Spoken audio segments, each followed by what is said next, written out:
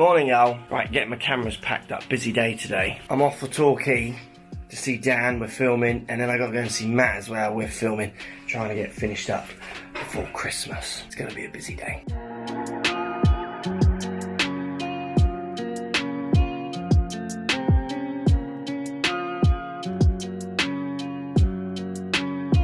So we're not going to show Dan this swing. You can see she's got a strong right hand grip. She's got no trail shoulder rotation. He's coming in a minute. I'm going to make Dan swing this way. Let's show you what happens to his shots. And also as well, maybe what happens when we challenge him with different lofts. Let's show you what I mean. Morning, Daniel son. Good morning. You feeling alright this morning? What do you think? We got a bit of a midlife going on. Just thought I'd bring them out. They're nice and stretchy. Are they? Yeah, FootJoy. Oh. Nice and stretchy. Nice, yeah. You know, like cover the old Christmas punch. Right, I'm going to get you to swing a certain way, and I want you to tell me kind of the things you feel when you swing a certain way. Okay. And then I'm going to try and get you to change that. So again, like we did last week. So left hand grip, Dan, can be normal. But right hand grip, I want it, not your version of strong. So your version of strong will still be quite finger based. She's palmy. Okay, yeah. So get it right in there. So you need to make sure these are over interlocking.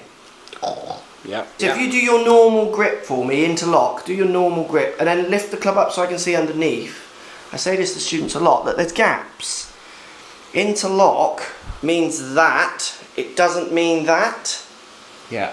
So I see lots of students, and she's doing it if she is interlocking, but if she isn't, this is common with right hands getting lost underneath. They try and lock them. Jam them in. But then that gets the right hand so much in the palm that it literally just sits, it's there. Yeah. So it's about letting those two fingers connect underneath, but they don't need to be locked. So in the term interlock in itself, I think for some, so if I've got the same gap. Do you see the gaps? Yeah. I'm not jammed in. And I'm not certainly not gripping. Do you get the odd student who says, "Oh, my little finger hurts"? Hurts. Yeah, but you're not gripping underneath there. Kind of just touching. Yeah, they try and get their knuckle to knuckle almost, don't they? Yeah, that's what it's hurts. like a lock. Yeah. They're locking it. Again, tough game from there, isn't it? I think so. I think that is an interesting way, interpretation of a hold. So let's have a look. I want it more fisty. Yeah, this needs to get up on you. Yeah. Now the backswing, I want you not to have any trail shoulder rotation. Okay. So as your body turns, I want this just to turn. With the body. Yeah, which is why we see. Well, we won't tell you what you see. So just do a backswing and show me what that means to you. Yeah, quite low. So this hasn't rotated at all, it's just turned with your body. It's kept there, yeah. And then we get faces up to skies and stuff. So I want you to try and hit, what club is that? This is a 7-iron. So I want you to hit that 7-iron as far as you can from there. Give it a good old wallop. Again, you feel the follow through, how restricted it was? Yeah. How did you hit that? Very thin. Okay, let's do another. Hooky. Everything's hooky. Okay, again quite clean, wasn't it? That was better. Better strike. Okay, still off the bottom or not? Slightly low. I'd say it's further up this time, not thin. Okay, do you feel like you're going to take much of a divot? No. Very Plucky. little divot. Very clippy off the top, yeah. Let's just look at the numbers on those. What do you think of the numbers, Dan? So massively into out. Yeah. 10, 11 degrees into out. Yeah. Club face closing down quite a lot to that, so everything wanting to shift it left, isn't it? Yeah. And then my angle of attack's normally like 5 or 6 down. It's only 1 or 2 down. It's only 1 or 2 down now, so again, very clippy off the top. Very shallow. Very shallow. Loft. Slightly down. Slightly down on my loft, which would normally be around 26, 27. But massively though, considering the grip, so you're obviously engineering that. So you basically did the student swing there. That was kind of spot on. Right. How far did you send them as well? So 153, second one 133 on the miss here. So not bad distance. So there's a few ways you can look at this for me. So her strong grip encourages face to the sky. Yeah. Which even on her image, it looks like she goes left, which I'll show you in a second. Okay. And you definitely felt like you were going to go left. Yeah. Definitely going left. The biggest thing for me, and I don't know if I would attack the grip straight away, again you'd have to work with the student, but it's the lack of trail shoulder rotation that I hate. Because it gets her so stuck. Okay. Okay, so she just basically gets stuck here Yeah. So very low. Can't really do much with her wrist. She looks like she almost hits around it, which is what we saw you do. Yeah. You're going to get top shots, low shots, and lots of curvature to the left. And that's a 7-iron, okay? And for me to do her shot, so if I do a swing the way she's doing it, no trail shoulder rotation, just around here with a strong grip, for me to put any power in this, I have to feel like I'm doing this. That's thin as. Yeah. So do you see what I'm doing with my body there? Yeah, big movement. Well, I have to, it feels like I'm almost throwing the ball from there. Yeah. Yeah. And I don't want to throw it like this, so I want to throw it further. So I start getting loads of this. Now she doesn't look like she's doing that, because in the video I think she's only got like a wedge or 9-iron. And I wonder if she's only got a wedge or 9-iron, because I think it does say she's quite new to golf, so give her loft, which is great. Yeah. But also, let's show you when we strip loft away using this action, what happens. Shall we start now with a driver? Yeah. Okay, so I want you to do the same swing, hit as hard as you can with the driver. I'm still not allowed to look at this swing, am I? No, I'll show you in a second, because you're basically doing the swing. Okay, yeah. Okay, let's have a look at that. Just turning way left again. Yeah. And obviously the way left is the grip as much as anything, but we'll try it without changing the grip first and see what happens. So 196 carry. Yeah, 196 carry. I bet the spin was ridiculously low, wasn't it? So there we go. 1,000. 1,100. Launching at 14 14 degrees. Now, I'm kind of reacting in a way, because I can feel that I'm not going to deliver a lot of loft there. Yeah. So for me to hit that driver, I've kind of felt like I've done this. I've leant back a little bit to cope with it. But she does as well a little bit. Does she? Right. Let's show you the swing.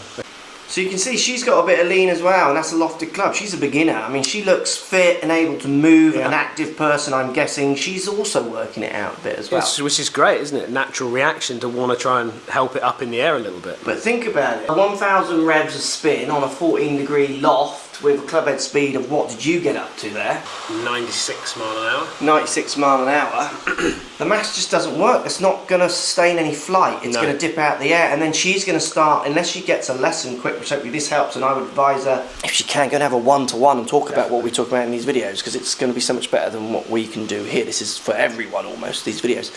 But if she doesn't work that out with some different technique, she'll start building her whole game around a shot that just falls out the air, which is going to go really high lofted, that might lose distance. She's going to start making some more funky actions as she goes, because she wants to get it in the air, and she's going to top a lot of shots, I think. Should we do a little bit of a fix? Let's try and fix her. So I want you to keep your right hand where it is to start, so she's not moving her right hand yet. Okay. And we'll talk about why that is in a second. We'll talk about it now. If we move the right hand, we're going to have to do something else in the swing to try and get some club face control. Yeah. Otherwise she'll tend to kind of just lose them way off to the right here. And I want her to attack the trail shoulder first. Okay. So I would be happier her hitting different launches, speeds, up in the air more with it going left, and then change the grip a little bit. Yeah. Rather than change the grip, do something else and do the trail shoulder, because it's three things. Yeah. I agree. I think grip is kind of the last thing I touch at this point. Without seeing how she reacts, I don't know. Yeah, it's a bit of both, but I'm going to go this route and see how we go. Yeah, good. I don't know if you do the same, but in my lessons, and I love this, when you're young, you always think you've got to be right straight away, or I've got to get... No. You're able to play with them. I always say that to students. I say, I think you should try this. And they go, will that make it better? They go, will that make me better? And I say, well, I don't know. I've not seen you try it. You try it, we'll see, and we'll quantify it with the machine. That's the beauty of using measured data. So I want you to hit the 7-iron down hard as you can, but I want you to do your normal backswing, because I know you put trail shoulder rotation in. So if you go up to the top of your backswing with that grip, so look how much higher the club gets. There's a little bit more leeway in the wrist, but the face is still relatively to the sky. But he's rotating this shoulder. So if you just put the club down, left hand down by your side, and I want you to put your right arm, put the elbow on the wall, and then rotate it back so you can get the top of your hand to touch the wall. That's trail shoulder rotation. That's a backswing, but then you've turned your body so the arm isn't in line with your shoulders like that. It's at an angle. Yeah. Her backswing, she's kind of rotated to there at the most, where you've got considerably more range. If you think about throwing a ball, Yeah. Going to throw it further from there, aren't you? Definitely. Than you are if you just don't put any. You just exactly. It's that kind of restricted throw, isn't you it? wouldn't. Yeah, absolutely. Get it up high and then go. Yeah, let it go. Let's see it then, Dan. What have you got for me? Okay, here we go then.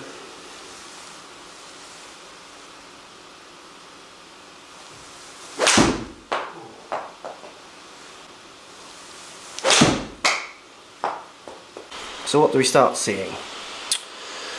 Should we go distance? Let's go distance. So last two shots, 152 and 153. But not far off your exactly the same as your 153 with her technique. Yeah. Very different spin though, wasn't it? So you were 17 launches, 17 and 20, yeah. opposed to 12 and 16. Correct. And then you were spinning it now 6, 7, 6, 1 compared to 2 and 4,000. Yeah. So look at this, it's quite interesting. Look how efficient. 1.37, the one that was. That was obviously a button strike. Yeah. The one with her technique compared to look how much more you've got to give on the last two. So if you get an efficient strike, because your club head speed, basically you swung 81 miles an hour with her club head speed. Yeah. Sorry, with her swing technique. Style. Yeah. But you were super efficient on the strike to get the 153. Yeah.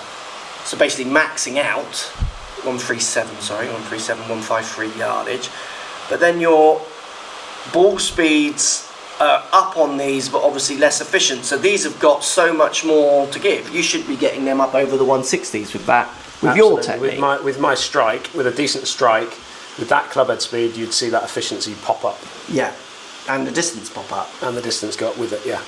Angle of attack's changed, you're more down. Yeah. Compared to her, very shallow. And you're halving the in to out. And even with her grip, you were able to control club face. Only 1 degree, 0 and then a 3 closed. And then my loft as well, because I'm managing the face a little bit more. I'm able to increase loft back up to where I kind of would be, I suppose. 26 and a half, it's about right for me. Yeah. Because I know if, what I would love, right, I would love this lesson if she had had lessons before. Do you know why I say that? Because you instantly see the grip and your brain goes, I'm a coach, you can't have someone gripping it that way, got to change the grip, got to change the grip. And I agree at some point that grip needs changing. Even today you could change it. But with her grip, using your trail shoulder rotations to create those shots, again, like I said in other things, you've got her now.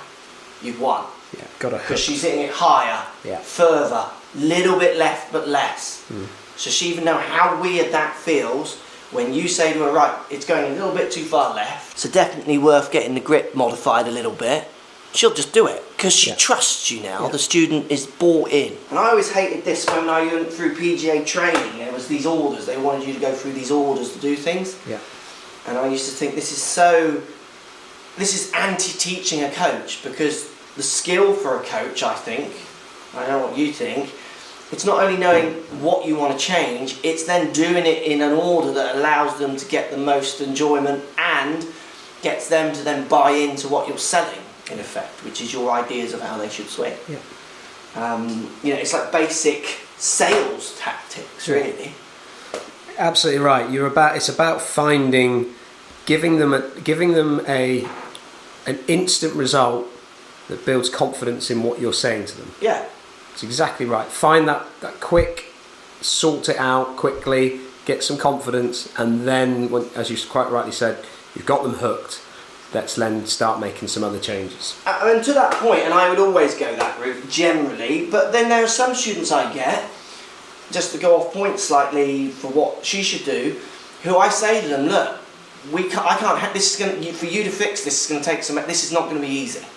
Like I get some combinations of matchups, and I just think, I've had people try to change these. Doesn't matter what order we do it in. This is going to be hard. And I tell them, I say, look, you're going to have to work at this. This isn't going to be easy. I think I said it to a couple of journey guys. Like, you hit the ball quite well. You're going to have to feel pretty odd to hit it quite hard, and you might not hit it that good today. Like, you're going to have to just trust me for a bit longer. But trail shoulder rotation for this student, massive. Absolutely massive for getting some very different launches. Then it opens up all her bags. She can hit a driver, she can hit, and it might still go a bit left, and we then just get her right hand not so fisty and underneath and a bit more on top. There's a million right hand grip videos on YouTube, and I've done loads. Go and watch those if you want to just think about your right hand.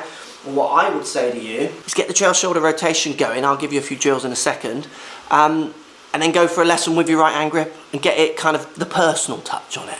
Right, simple drill to get a feel of trail shoulder rotation. Put the right hand open and to the target on the left side of the grip. Pop it open to your target like you're kind of clapping it, and down the left side of the grip as you look down. Now from here up to the top of your backswing, I want you to feel like you just push that left hand, so the right hand, sorry, the open hand, like it's out to the wall in front of you or to the sky out in front of you. So you would be here, see where the hand's going? Back wall.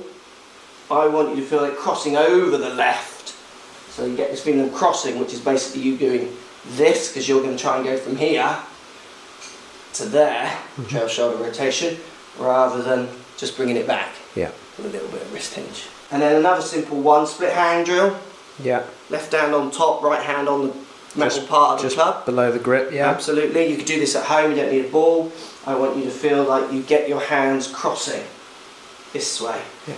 And that would really feel like you're getting some trail shoulder rotation. See how this is tucked in, hand up more? Yeah. Because your backswing is that way. So you're not rotating that back shoulder. Simple drills. Again, you can do this on the range or do it at home, like in front of a reflection if you're a mirror, and just watch what it is. Get it clear in your head on what that is, how that is feeling, to then being able to put it in front of the ball and try and hit a shot. It'll transform, like it did for you. It's transformed your numbers, didn't it? Yeah. Hit that comment section up, as always. Let me know if this makes sense. Remember, don't be afraid to subscribe to the videos if you don't already. I love these kind of lessons. Sometimes you just got to get people thinking differently. You've got to not always run straight for the textbook answer, and as much as you do for some students as well. Changing the way this person uses their right arm and shoulder, where they put that club in the top of the backswing, will have a massive effect of how they hit the ball, as you can see as it did with Dan, as we re-engineered him from her positions back to his, including her grip. But like I was saying, that doesn't mean the grip doesn't need changing at some point. It probably will. Loads more swings coming at you over the Christmas period. If you don't follow me on Instagram already, at Crossfield Mark is where you find me. That's where I'm getting these swings. Post them, send me a message, I pull them down, and while I try and do one each day, I'm doing a video leading up to Christmas and after, as always. Can't wait to read the comments. See you tomorrow.